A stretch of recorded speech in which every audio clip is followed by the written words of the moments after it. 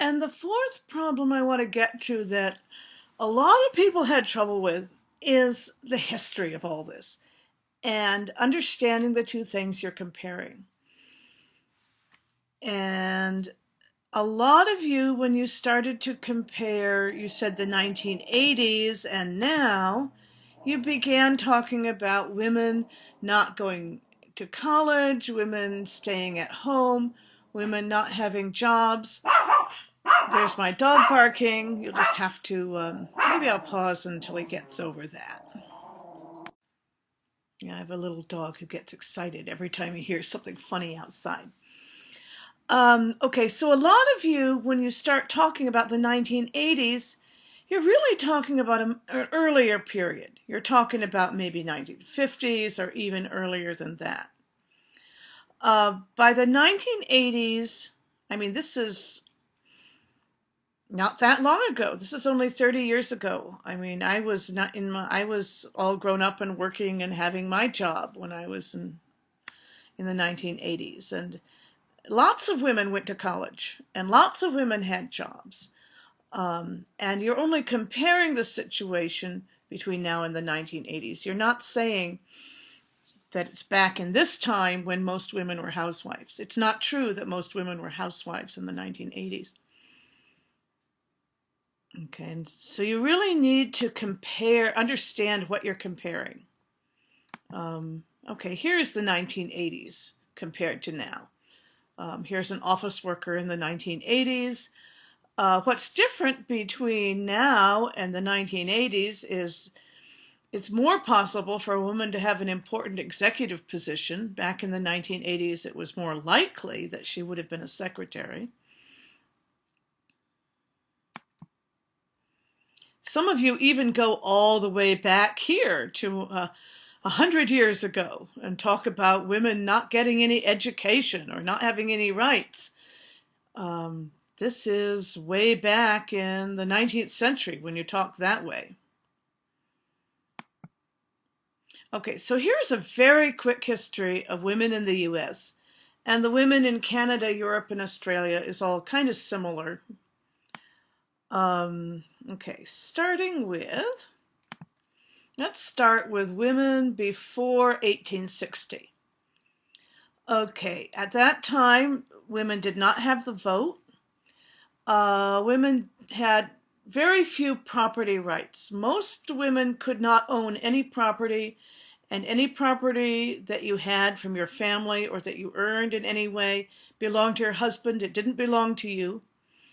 The only women who had property were very few women who inherited property from their fathers and then did not get married. That was the only way a woman could really own property. There were no good jobs for women at that time. The only jobs were very low paid or not a good situation at all. Divorce was very rare and very difficult. Even if your husband drank and beat you or didn't support you or had other girlfriends, you still couldn't really get a divorce easily in that time. And also you need to be aware at any period of time what people's lives were like really depended on their social class, whether they were rich or middle class or poor. Okay, back before 1860, if you're a rich woman, your husband decided everything, your servants did all the work, and you really didn't do anything. You wore these beautiful clothes in that picture, and you visited your friends and went to parties, and that's really about all you did. Okay, if you were middle class at that time, you were a housewife probably. Probably you also helped with your family's farm or business. But the man in your life was boss. You didn't make very many decisions by yourself. If you were a poor woman at that time, you were a servant or you were a slave. At that time, African Americans were mostly still slaves. Maybe you were a prostitute. Possibly you were a factory worker. Very, very hard life.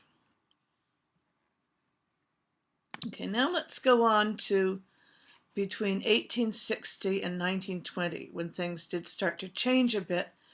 There was still no vote for women, but some women were working to get the vote. There was a women's movement for suffrage, for the vote.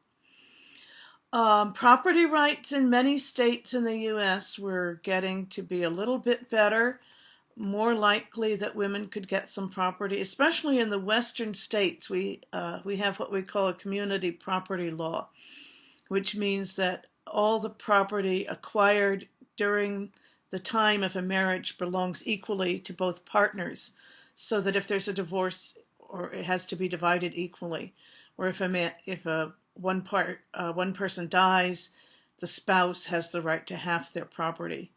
And this is still true today in Western states. It's called the community property laws. And those go back to the frontier days in this period of time in the West, in the Western states. There was increasing employment for women, especially single women were working as teachers, as nurses, as office workers sometimes. That was beginning. College education was beginning for a few women. It was very rare, but actually my grandmother went to college during that time, but it was very unusual. But it was possible. Before about 1860, it was not even possible. Also, divorce laws started to change a bit, and it became more possible for a woman to get a divorce if her husband was really abusive or alcoholic or did not support her. Okay, now let's go to a few more details about different social classes during this period.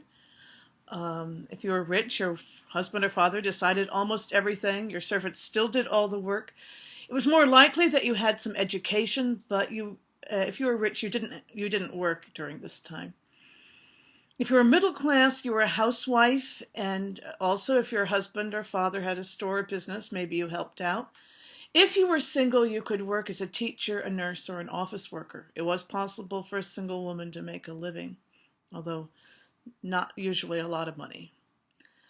If you were poor, you were still a servant or a prostitute. During this period, it was more and more likely that you were a factory worker because factories were getting to be more and more common. And your life was still very hard.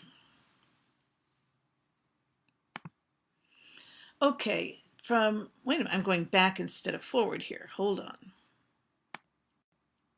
Okay, here we are at 1920 when things are really starting to get better. Women got the vote in the U.S. in 1920. At the same time, they had equal property rights. Your property no longer belonged to your husband or your father. More and more equal education. Increasingly, women were getting more education similar to men. Lots and lots of employment now. Very common. Probably by this time, most women work before they get married.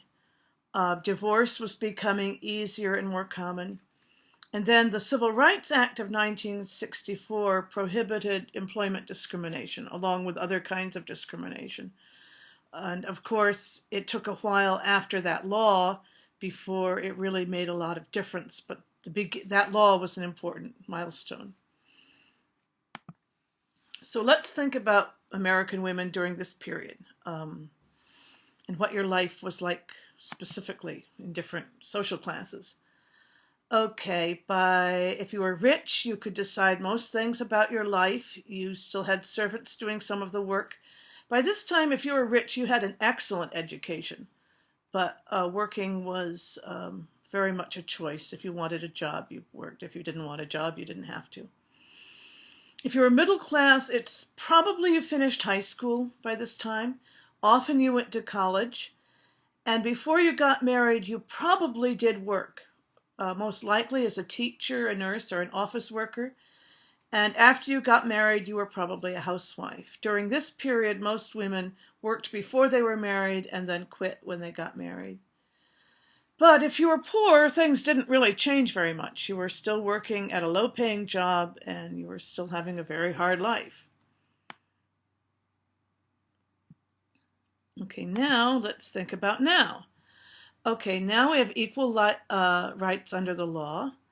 Education is equal to men, or as you read in the article, now actually becoming higher than men. There's more and more equality in job opportunities and equal employment rights under the law, but don't forget there is still an income gap. Still, on the average in the United States, men earn more than women. It's getting better, but the problem has not been completely solved. Divorce has become very common, and a majority of married women work outside the home, especially when their children are not small. It's really the rule rather than the exception. And here are some details with a breakdown by class. Okay, now if you're rich, you have a very sweet life. You have some paid household help probably. You got an excellent education. You probably have a high-paying job, and maybe you even make more than your husband. If you're middle class, you probably go to college and maybe to graduate school, and your job opportunities are more and more, that should be a D there, similar to a man's, but you're still not completely equal. You probably work after you're married. Maybe you're the breadwinner or make more than your husband, but remember that's still only about 23%.